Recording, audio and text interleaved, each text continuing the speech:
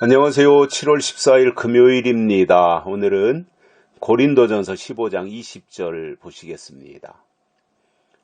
그러나 이제 그리스도께서 죽은 자 가운데서 다시 살아 잠자는 자들의 첫 열매가 되셨도다. 아멘.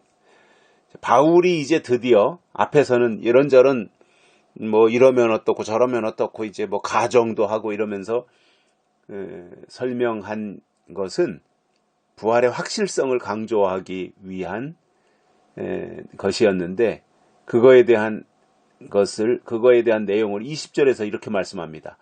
그리스도께서 죽은 자 가운데 다시 살아 잠자는 자들의 첫 열매가 되셨다. 즉 그리스도께서 부활하셨다. 부활은 사실이다. 그 말씀을 하시는 거예요. 그래서 우리는 예수님의 부활을 사실로 받아들여야 됩니다.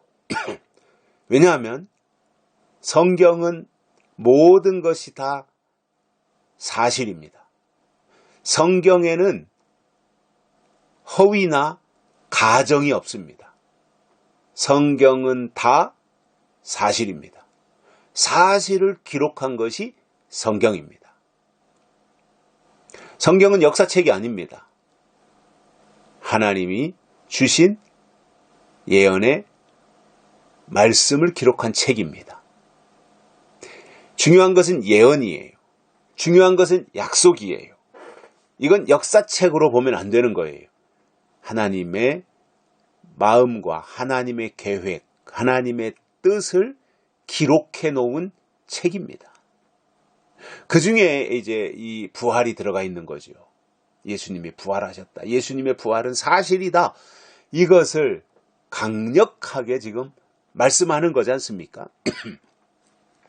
우리가 만약에 열심히 신앙생활하고 세상의 모든 재미있는 일을 다 뒤로 하고 하나님을 열심히 믿고 또 주일이면 꼬박꼬박 예배당에 가서 예배에 참석하고 딴 사람들은 다 휴가철이 되면 들로 산으로 바다로 다 놀러 다니는데 평생 한 번도 그런 것들을 누려보지 못하고 시간 나면 교회 일하고 주일이면 예배 참석하고 이러면서 평생을 살아온 사람들이 그 마음속 저변에 깔려 있는 게 뭐예요? 부활이잖아요. 예수님의 부활. 그리고 우리도 앞으로 부활한다. 그 부활신앙. 이것을 설명해 주시는 내용이고, 그래서 바울이 강조하는 것은 이제 그리스도께서 죽은 자 가운데 다시 살아 잠자는 자들의 첫 열매가 되셨도다. 그러니까 예수님은 잠자는 자들의 첫 열매, 즉 죽은 자 가운데서 다시 살아나시는 첫 번째 사람이 되셨다 이거예요. 그러면 첫 열매가 되셨도다. 그러면 전무후무한 오직 예수님만이 부활하시는 것으로 끝났다면 문장 표현을 이렇게 첫 열매라고 하는 단어를 안 썼지 않겠습니까? 여기서 첫 열매라고 하는 것은 둘째 열매, 셋째 열매가 있다는 이야기잖아요. 아들 하나면 그냥 외아들이라고 하면 쓰면 되는데 큰 아들이라고 쓰는 것은 뭐예요? 작은 아들이 있고 셋째 아들도 있다는 얘기가 되는 거지 않습니까? 표현 자체가 그렇지 않습니까? 그래서 여기서 첫 열매, 잠자는 자들의 첫 열매, 그리스도께서 다시 살아서 잠자는 자들의 첫 열매가 되셨다고 하는 것은 또 다른 부활이 있다는 말입니다. 예수님만 부활하신 것이 아니라 때가 되면 또 다른 부활이 있다는 거예요. 성경이 그것을 강조하는 거예요. 예수님만이 부활하시는 것이 아니라 때가 되면 앞으로 부활할 사람들이 나타난다라는 겁니다. 그런데 그 부활이라고 하는 것을 우리가 또 고린도전서 15장 뒷부분에 가서 보겠습니다만은 부활이라고 하는 것이 두 가지 형태로 나타난다는 거예요. 죽은 자의 부활이 있고 산 자의 부활이 있다는 겁니다. 죽은 자의 부활은 이 세상에서 하나님을 잘 믿고 믿음을 지키다가 순교를 했든지 아니면 수명을 다해서 죽었다가 때가 되어서 다시 살아나는 부활이 죽은 자의 부활이고, 산 자의 부활은 그 부활이 일어날 때까지 죽지 않고 살아서 믿음을 열심히 잘 지키다가 하나님의 새로운 질서가 임할 때 변화체되는 부활이 있다라는 거예요. 그래서 죽은 자의 부활이 있고 변화체되는 자의 부활도 있는 겁니다. 이 두 가지가 다 부활이에요. 그런데 죽지 않고 살아서 부활하는 것을 변화체다 이렇게 말하는 것입니다.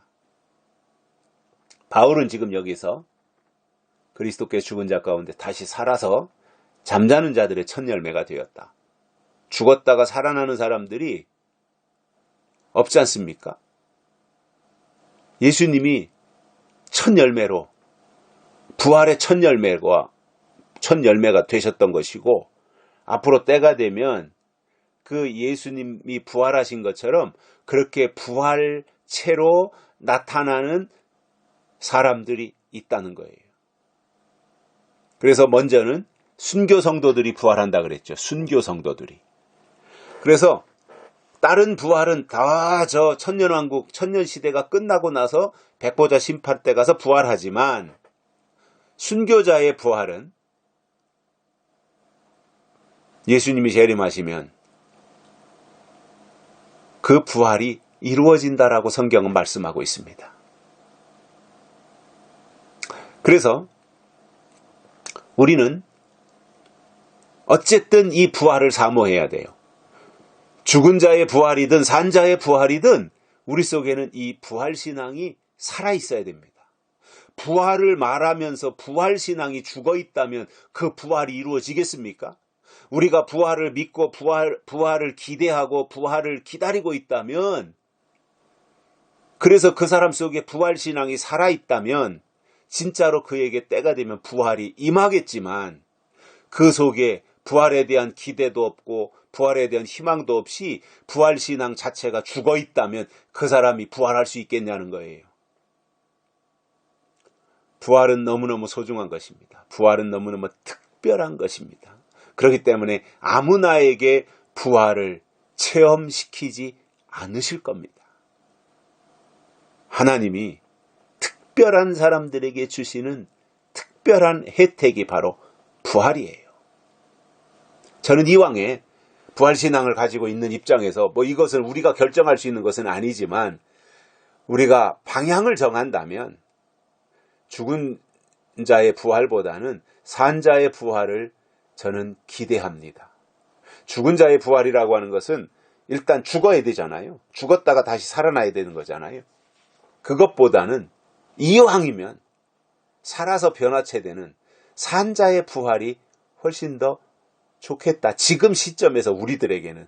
저는 그러한 기대를 합니다. 그러나 그건 제 마음대로 할 수 있는 게 아니니까. 다만 그러한 희망을 가져볼 뿐인 겁니다. 예수님의 부활의 첫 열매셨습니다. 그 다음으로 많은 사람들이, 순교 성도들이, 그리고 부활체로 나타나서 다시 오시는 예수님을 맞이할 것입니다. 그리고 입맞은 성도들이 변화체로 나타나서 다시 오시는 예수님을 맞이하게 될 것입니다. 그래서 예수님은 부활의 첫 열매시고, 이 땅에서 부활체로 또는 변화체로 나타나는 부활이 또 다른 부활로 설명되고 있다는 것입니다. 여기까지 하겠습니다. 고맙습니다.